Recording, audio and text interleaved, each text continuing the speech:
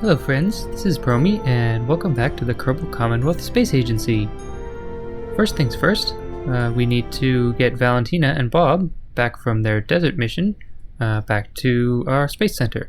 So, without further ado, let's start up our engines.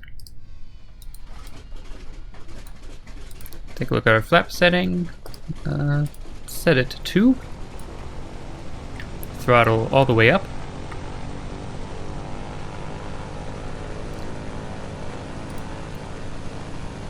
We should be ready for takeoff, so let's take off the brakes.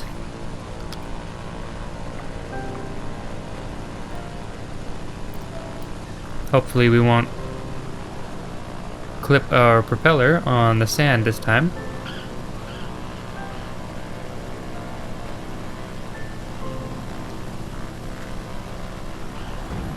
Oh, clipped it a little bit. That's okay. There we go. Bring in our gear. And bring in our flaps. And to head home, we want to be going at about 80 degrees. So let's turn to the right. That should be about right. We have some science, but it's just the EVA report while flying again, which we are not going to do.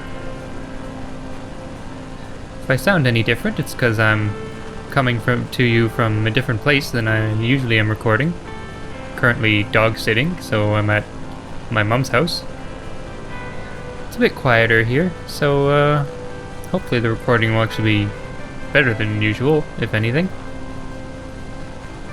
Anyway, I'm going to pilot this thing home, and I will speak to you again once we are coming in for a landing.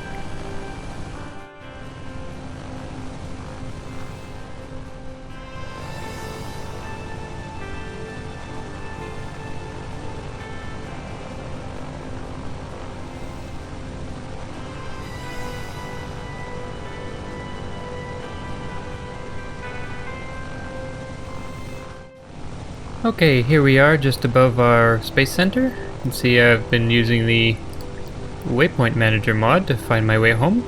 You can turn that off now. So, oh, it's still there.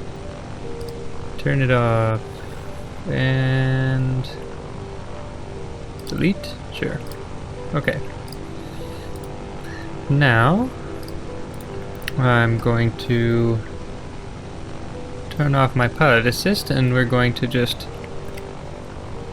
spiral down to the space center. I'm relatively high because I wanted to make sure that I wasn't going to crash into the mountains nearby while flying home in the dark.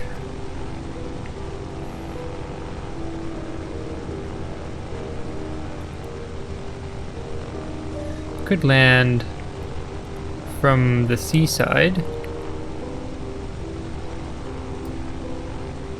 It's the big city over there. Yeah, I think that'll work. We'll carry on and then turn around and then land from the oceanward direction. And my engine is grumpy.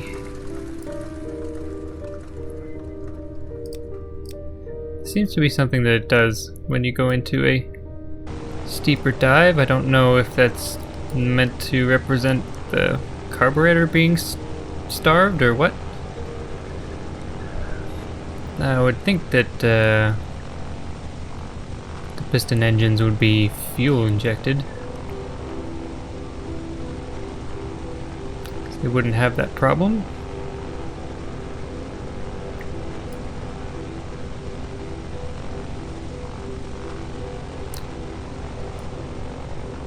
I know that in World War II the Luftwaffe took advantage of the fact that the British planes were carbureted, at least early on, and their planes were fuel injected. So if Messerschmitt would pull a Hurricane or an early Spitfire into doing negative G maneuvers, they could get the engine to lose power by starving the carburetor. Anyway, let's deflect our flaps. Start applying some brake.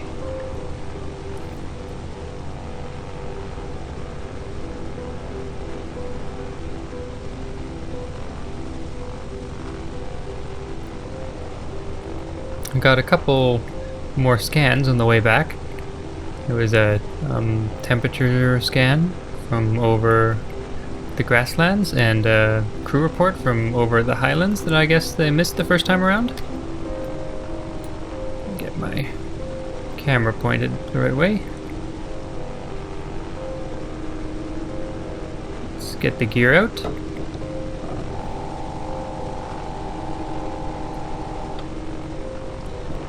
It's quite dark. And after YouTube's done processing the footage, it'll probably be even darker. I'll see what I can do about making sure that it's visible.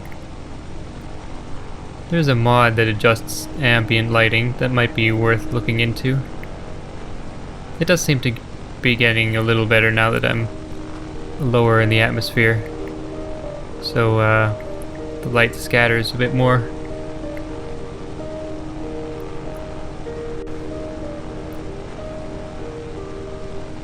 Hopefully I'll be okay with this bumpy runway, but at least it doesn't have any sheer cliffs on it or anything. It should just be, as long as we manage to stay pointed in the right direction, should be okay.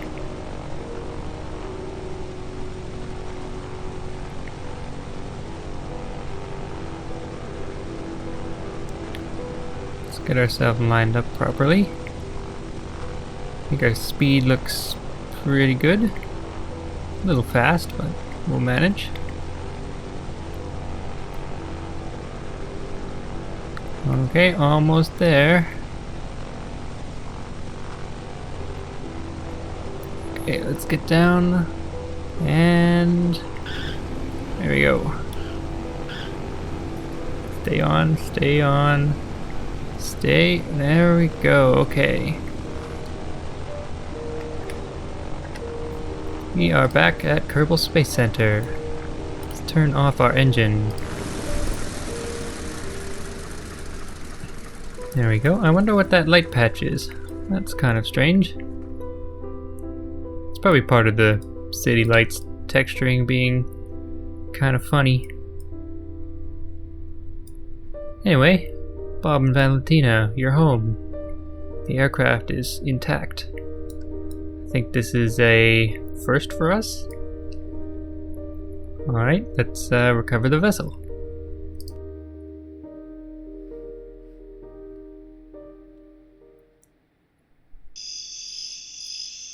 Okay, we have 21 science. A bunch of stuff from the deserts, some from the mountains, a little bit from grasslands and just general flying. 100% of our value back, always good to see. And no experience. Well, Bob did plant a flag. I thought that was supposed to give experience. Oh well. Since it's the middle of the night, I think we should let our crew and staff rest up for the next day. So let's warp to the next morning.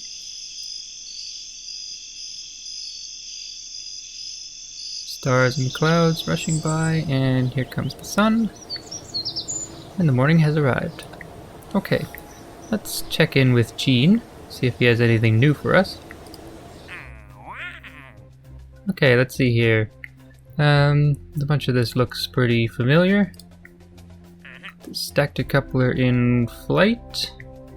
21 to 23. Okay, some landing gear. That looks pretty doable. Grab that. Let's see what we have active here. Still got our 2 tourists who we need to take on an orbit. Got a contract to test the Mark II lander can. It's experimental. Got a contract to test the RT-10 solid booster. The small experimental engine in orbit. Do that later. Radial decoupler orbiting. Okay. I think I'll grab this stack decoupler one as well.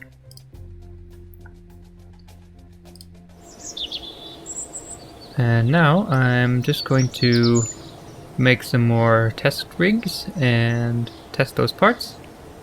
And I'll talk to you again once that is completed.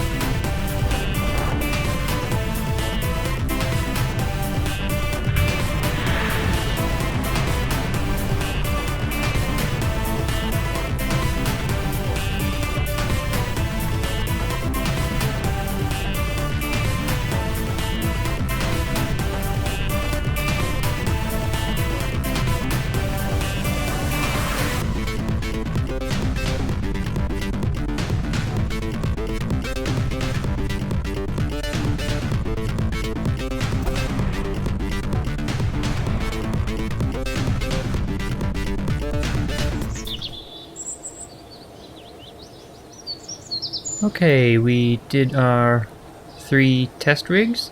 Unfortunately it had to be 3 because the Mark II lander can rig, which was also supposed to test the decoupler, didn't actually make it to the altitude it had to get to. That last rocket testing the decoupler had a bit of an issue because I neglected to turn the engine off before staging the decoupler, so the probe core and the rocket became somewhat entangled. Was a little bit of an issue, but our rocket seemed to survive the ordeal, so that's good. Got most of our funds back. We're up to 166,000. We got a little bit of science, so we're at 33. We desperately need to upgrade our vehicle assembly building still. That 30 part limit is a bit of an issue. Let's go back to Gene, see if he has anything interesting. Okay, looks like we have some new things here. Testing Mark 1 inline landed.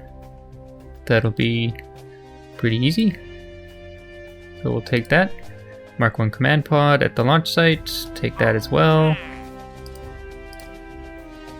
Stability enhancer at the launch site, take that. And let's see. Still have some of these. We might want to take some of the higher end contracts just to get the advance so we can upgrade our vehicle assembly building. So, I'm not sure. None of the tourist ones, these are all fairly involved. We can get 20,000 for taking the Explore the Mune contract. I think the duration on this one is pretty good. Expires never, so probably worth taking, but we have to keep in mind we can only have 6 at a time. This Mark 1-2 command pod landing at the Mune expires in under a day. I do want to get this one because the rewards are pretty good, but I'm not sure. Well, okay, it's got a 2-year duration, so that should give us lots of time to get to the Mune and test this thing.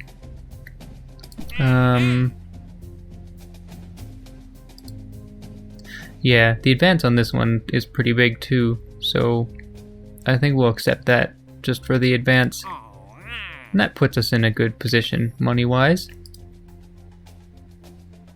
Okay, so do another couple test rigs for the inline cockpit and the Mark 1 command pod and the stability enhancer.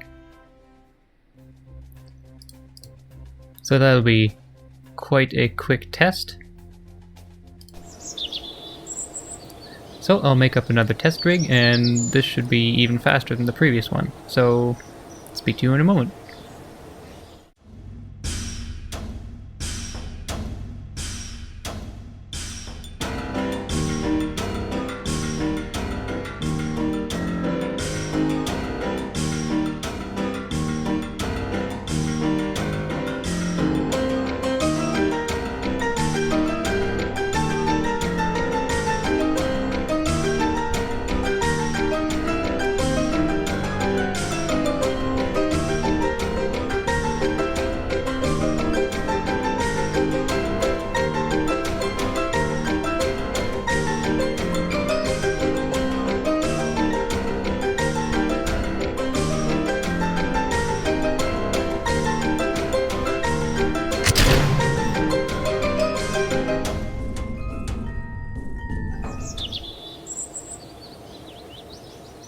Okay, that does that. Not too much interesting to see here. I think Bill is really enjoying all this testing of experimental equipment. It's exactly what he signed up for the space agency to do. As long as he doesn't have to actually sit in the contraptions. He's pretty happy. We're up at 27,000 now.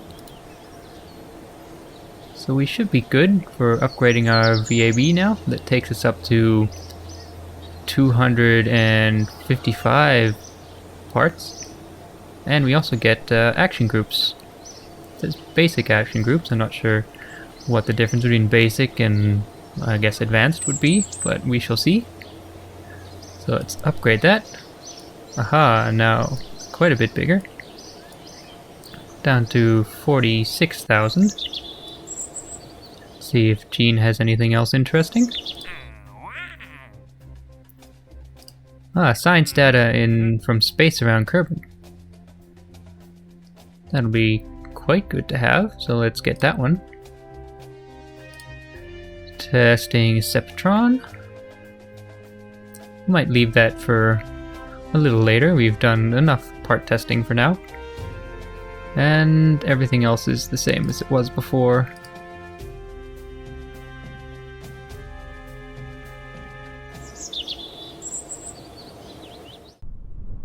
So I had a bit more recorded, but it was going a little bit long and I wasn't really logically connected to the rest of the episode. So I think I will end this episode a little shorter than usual. Hopefully the next one will come sooner as well. So I will leave you here with Bill and Halney waiting for the sun to go down so they can do some stargazing. Maybe look at the moons of Jewel and think of what may someday be. So, this has been Promi. Thanks for watching.